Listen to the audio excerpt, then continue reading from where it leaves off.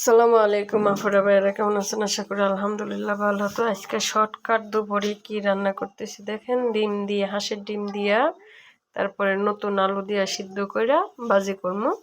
তো আজকে মূলত আমাদের ধান ভাঙানো হইতেছে, ধান শুকাইছে, ধান ভাঙাইমো আজকে।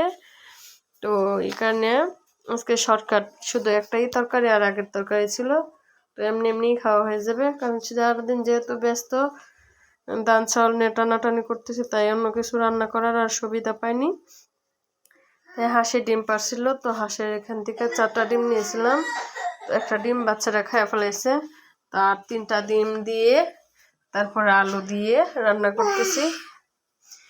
তো আমার রান্নাগুলো যদি ভালো লাগে তাহলে আপনারা আমার ভিডিওটাতে একটা লাইক সাবস্ক্রাইব করবেন। আশা করি আর যে ভিডিওটা দেখবেন, যার সামনে যাবে আপুরা ভাইয়ারা ফুল ভিডিওটা দেখবেন। তো আমার ভিডিও যদি আপনাদের ভালো লাগে তাহলে আপনারা একটু কমেন্ট করে জানাইতে পারেন। আর প্লিজ দয়া করে বলি আমার ফুল ভিডিওটা দেখেন। তো এখানে আমি ডিম ভাইজালাম লইছি, এখন আলুগুলা ভাইজালুমো। আলুগুলা ভাইজা তারপরে আমি এটা বসাইমু। তো এখন আমি আলুগুলা ভাজা লইতেছি। আলুগুলা ভাজার পরে আমি লামায়া তারপর পেঁয়াজগুলা দিয়ে দিমু। তো দেখেন ডিমগুলো কত সুন্দর করে ভাজা লইছে। তো আমি আলুগুলো লামায়া এখন পেঁয়াজ দিয়ে দিছি। পেঁয়াজগুলা ভাজা হইলে তারপরে আমি টমেটো কাঁচামরিচ দিয়ে ভাজালাম। তো দেখেন আমি আলুগুলা ডিমগুলা খুবই সুন্দর লাল লাল করে ভাজছি, যাতে তরকারিটা খাইতে একটু ভালো লাগে। তো আমি আজকে অল্প মশলা দিয়ে একদম পাতলা করে রান্না করবো, যাতে ভালো লাগে। আজকে নতুন চাল দিয়ে ডিম ভাজা দিয়ে খাবো। তখন পেঁয়াজও লাল হয়ে যাওয়ার জন্য বাদামি কালার হয়ে আসছে, তখন আমি কাঁচামরিচ দিয়ে দিতেছি এবং টমেটো দিয়ে দিমু, দিয়ে বাজ্যালুমু। বাজ্যা তারপর আমি মশলাগুলো দিমু। প্লিজ দয়া করে বলি আমার ফুল ভিডিওটা দেখবেন, আর আমার রান্নাগুলো ভালো লাগলে একটা লাইক সাবস্ক্রাইব করবেন। পাশাপাশি ভালো হলে কমেন্ট করে জানাবেন। তো আমি এখন মনে করেন যে ভাজা হয়ে গেছে, আর একটু ভাজা হলে পানি দিয়ে দিমু।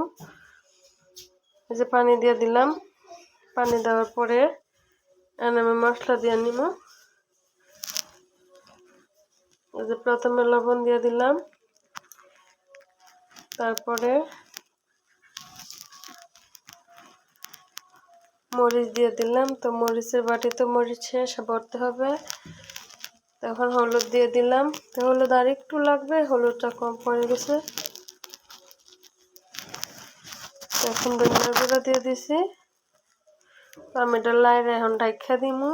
তো আমি এখন ঢাকনা দিয়ে ডাইখা তারপর দাম করলাম।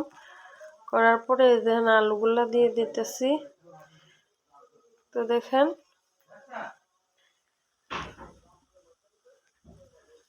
এই যে আমি ঢাল্লা দিলাম। ঢাইলা এখন আমি ঢাকনাটা ডাইখা দিমু। যখন হয়ে আসবে তখন আমি ধনিয়া পাতা দিয়ে লামাই নিব। এই যে লামাই নিতেছি। আমার রান্না শেষ, এখন আমি ধনিয়া পাতা দিয়ে দিব। বলক এসে গেছে, এখন ধনিয়া পাতা দিয়ে লামাই নিতেছি। লামাই এখন আমি আমাদের ভাত রেডি করব খানার জন্য। তো দুপুর 2টা বেজে গেছে, যেহেতু সারাদিন কাজে ব্যস্ত ছিলাম তাই সময় মতো রান্না করতে পারি নাই। এই যে আমরা খানা খাইতে চলে যাব, খানা রেডি। তো দেখেন খুবই সুন্দর এক তরকারি, এক ভাত, খাইতে যাবার মজা।